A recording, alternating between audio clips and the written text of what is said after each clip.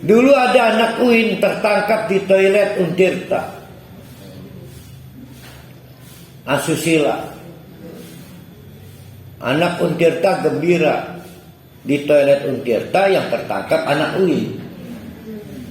Sekarang mah nggak perlu cari toilet Untirta, karena di toilet UIN juga ada anak UIN begitu. Jadi tidak branded banget bahwa UIN itu Islami, Untirta tidak Islami. Karena mereka itu bukan orang yang sedang mengembangkan iman, tapi mengembangkan ilmu pengetahuan. Ilmu pengetahuan itu bukan sumber iman. Sumber iman itu hati. Kalau hatinya bersih, maka ilmu pengetahuan yang masuk hati jadi output yang bersih. Kalau hatinya kotor, ilmu pengetahuan apapun jadi kotor, terus bersih. Jadi sumber iman itu hati.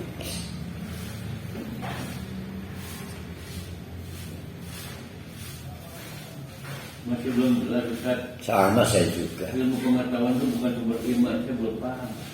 Sumber iman itu hati. Ya iya, banyak orang kan melaksanakan ibadah tanpa ilmu. Kan hatinya meyakini itu sunnah, padahal bid'ah. Lebih banyak lagi orang punya ilmu nggak punya hati, maka nggak punya iman. Tapi kalau pengen memahami agama, carilah ilmu, bawa ke hati. Jadi yang tidak boleh itu tidak punya ilmu apa tidak punya hati. Tidak punya hati, karena sumber ilmu itu bisa kasbi, bisa laduni. Kan bisa kasbi, bisa laduni, bypass dari Allah. Tapi sedikit yang lain. Yang dilihat para ahli baru sedikit. Bukan Allah kemampuannya terbatas mendistribusi ilmu. Yang baru sedikit dilihat para ahli. Emang para ahli juga tahu semua ciptaan Allah. Sejam lagi para ahli masih menikmati oksigen, kita belum tahu para ahli. Nah, itu ciptaan Allah. Sejam lagi ada daun jatuh, ciptaan Allah. Kan belum kita lihat. Jadi tidak semua ciptaan Allah sudah kita lihat. Ngeri lagi pertanyaan ketiga. Waman yukhriju al-hayya minal mayyit. Setelah harta, tahta, wanita, ilmu pengetahuan, ada yang kelima, soal hidup dan mati. Dipikirnya kiamat kali kalau nggak punya harta. Sampai dipikirnya mati kali kalau jauh dari ilmu. Kata Allah, itu urusan Allah. Siapa yang bisa menghidupkan, lalu menciptakan, lalu menghidupkan, lagi tangan Allah. Itu kita udah fasih lah soal itu. Cuma sering lupa. Maka ada orang berjuang sampai ke dukun, berharap tidak mati cepat anak kita. Ya kan? Dipikirnya di tangan kita kematian, dan hidup di tangan kita. Wa yakhrujul mayyita minal hayy. Terakhir,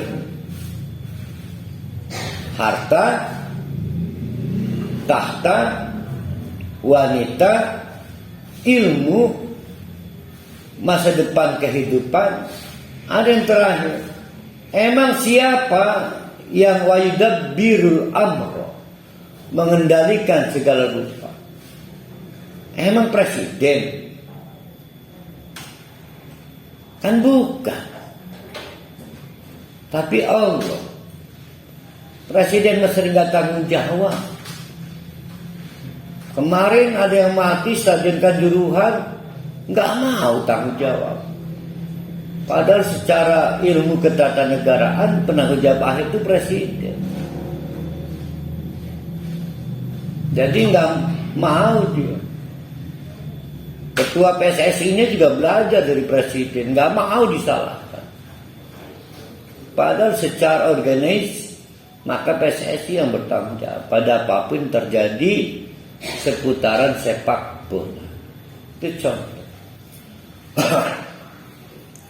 Kemarin ada pejabat KSP mengkritik narasi demo yang salah satu narasinya adalah meminta pertanggungjawaban presiden soal Sambo. Kata pejabat KSP, apa-apa presiden. Memang apa-apa presiden, karena dia kepala segala hal menurut ketatanegaraan.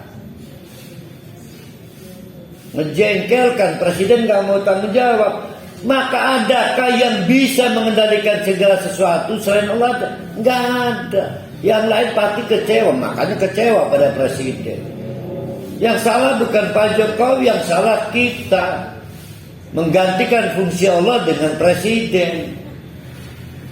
Makanya kecewa. Allah itu nggak pernah tidur, tidak pernah pegel, tidak pernah jengkel. Lah Pak Jokowi mah kan anak pegel, anak jengkel. Jadi Allah lah pengatur segala hal di alam raya ini. Nah, akhirnya mereka jawab sendiri nih ya, menarik nih. Kita buktikan bagaimana epistemologinya nih ya. Akhirnya fasayaqulu, ini minta maaf panjang nih penjelasannya ya. Fasayaqulu itu artinya apa itu? Berarti proses keilmuan. Fasayaqulu, siapa yang mengendalikan rezeki? Siapa yang mengendalikan kemampuan menangkap ilmu pengetahuan? Siapa yang mengendalikan soal masa depan kehidupan? Siapa yang mengatur segala perkara? Yang menjadi presidennya siapa? Mereka jawab Allah. Ini proses keilmuan nih. Secara keilmuan ada yang sudah nyampe bahwa nggak ada yang lain selain Allah. Yang menjadi masalah berhenti tuh, nggak nyampe ke hati. Akhirnya apa itu pertanyaan? Kata Allah, Muhammad, udah ditanya, udah. Ternyata secara ilmu mereka tahu itu Allah. Kalau begitu fakul, tanya pada mereka. Apalah takut.